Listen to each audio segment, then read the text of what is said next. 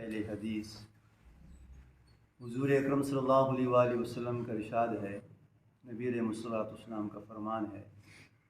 اللہ کے محبوب نے فرمایا کہ جس نے میری 40 احادیث یاد کر لیں، زبان حفظ کر لیں، کل قیامت کے دن وہ شہداء اور عالم کے ساتھ اس کی جماعت میں سے اٹھایا جائے گا۔ یہ نبی علیہ الصلوۃ والسلام کا فرمان ہے، جس نے 40 حدیث زبانی حفظ کر لیں، یاد کر لیں،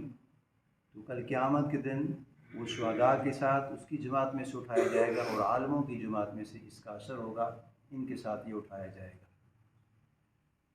اور ہماری یہ کتاب ہے، اکثر آپ سنتے بھی ہیں، بخاری شریف، مسلم شریف، یہ 8ویں درجے کی آخری کتاب ہے بخاری شریف، جس کے بارے میں اصح الکتب من کتاب اللہ من صحیح البخاری، کہ کتاب اللہ کے بعد جو سب سے صحیح کتاب ہے، یعنی کتاب اللہ سے مراد قرآن ہے، اور اس کے بعد جو جامع کتاب ہے وہ بخاری شریف کا نمبر آتا ہے۔ اور اس میں جو پہلی حدیث ہے، بخاری شریف کی جو پہلی حدیث ہے، وہ سب سے پہلی یہ ہے، انما الاعمال بالنیات۔ اور اس کو شروع کرنے سے پہلے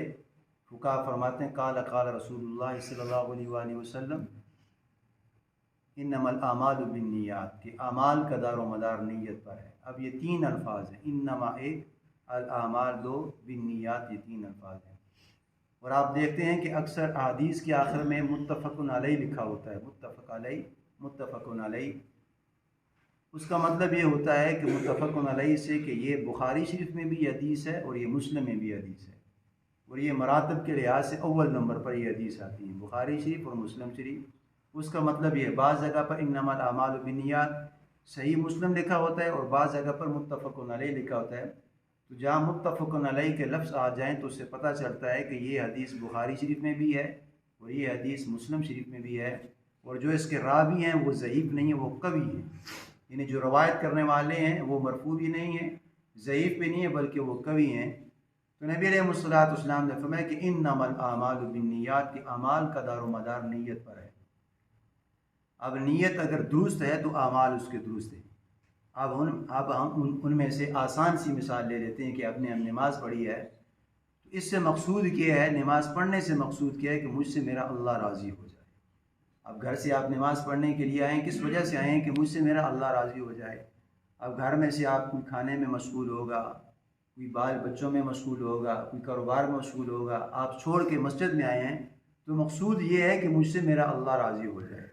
لیکن آپ کے گھرانے میں یا کسی دسترخوان میں 4 افراد بیٹھے کھانا کھا رہے تھے، کوئی مہمان بھی تھا، آپ نے اس دسترخوان کو چھوڑا کہ میں کھانے کو چھوڑ کے نماز کے لیے جا رہا ہوں، تو آپ کی نیت دل میں یہ آ گئی کہ تاکہ جو میرا ریلیٹیو، جو میرا مہمان بیٹھا ہے، اس کے سامنے میری خوشامد ہو جائے گی،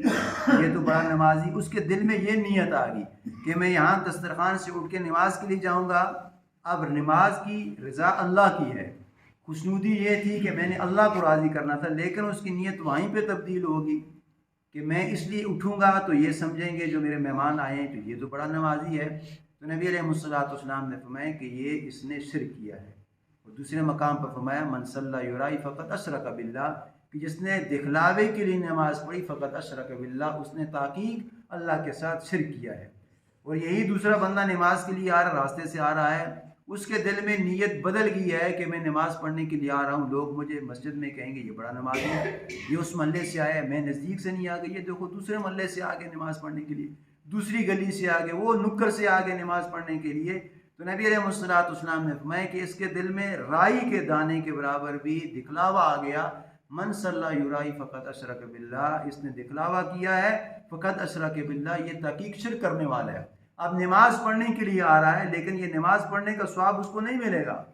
اس لیے کہ نماز پڑھنے سے مقصود یہ تھا کہ میں نماز پڑھنے آئی، مجھ سے میرا اللہ راضی ہو جائے۔ تو حدیث میں ہم نے کیا پڑھا؟ انما الاعمال بالنیات، یہ ہیں تو 3 الفاظ ہیں، لیکن یہ سمندر کو کوزے میں بند کرنا ہے۔ انما الاعمال بالنیات، کہ اعمال کا دار و مدار نیت پر ہے۔ تو جو بھی آپ نے اعمال کرنے، اپنے نیت کو ٹٹولے محاسبہ کر لیں کہ میں نماز پڑھنے آ رہا ہوں، اس سے مقصود کیا ہے، روزہ رکھ لیا اس سے مقصود کیا ہے، زکوٰۃ دی اس سے مقصود کیا ہے۔ تو انشاءاللہ آئندہ یہ تفصیل آئے گی۔ اللہ سے دعا ہے کہ اللہ تعالیٰ ہمیں ان اعمال کو محاسبے کے ساتھ، فکر کے ساتھ ادا کرنے کی توفیق عطا